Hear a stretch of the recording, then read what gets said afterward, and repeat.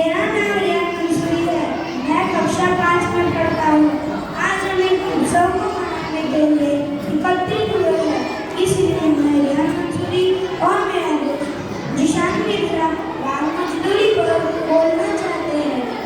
हम आयशा मैम के बहुत आभारी हैं कि उन्होंने हमें इस महान अवसर पर इस विषय पर बताने की अनुमति प्रदान की।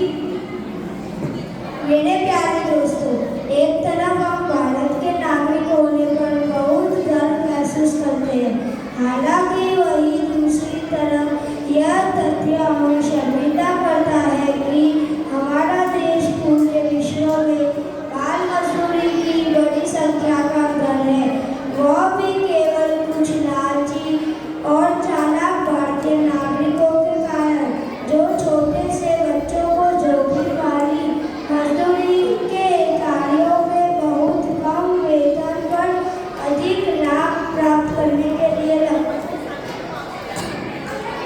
इस प्रकार के सामाजिक मुद्दे समाज में विशेष रूप से गरीबों के बच्चों पर अन्य आयु वर्ग की तुलना में प्रतिकूल प्रभाव डालते हैं।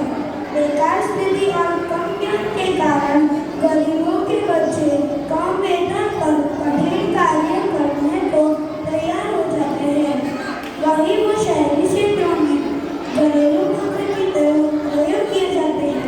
बाल श्रम की यह हालत लगभग गुलामी की स्थिति जैसी ही दिखती है। यह देखा गया है कि बाल मजदूरी में शामिल बच्चे सामान्य रूप से अनुसूचित जाति, अनुसूचित जनजाति, अन्य पिछड़े वर्ग और मुस्लिम वर्ग से जुड़े होते हैं।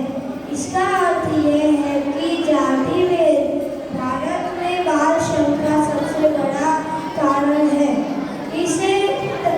इस तरह के एक उन्नत युग में भी इसका अस्तित्व का कारण अप्रभावी कानूनी बुरी प्रशासनिक व्यवस्था, इसे पूरी तरह से खत्म करने की राजनीतिक इच्छा की कमी की वजह से है। देश के युवा होने के नाते हमें राष्ट्र के लिए अपने दायित्वों को समझना चाहिए और सामाजिक मुद्दों का उन्मूलन करने के लिए कुछ सकारात्मक कदम उठाने चाहिए। शिक्षा का महत्व और बाल मजदूरी के दुष्ट प्रभाव को गीत और नाट्य के स्वरूप में प्रस्तुत करने के लिए मैं अपने कुछ सहपाठियों को आमंत्रित करता हूँ। यदि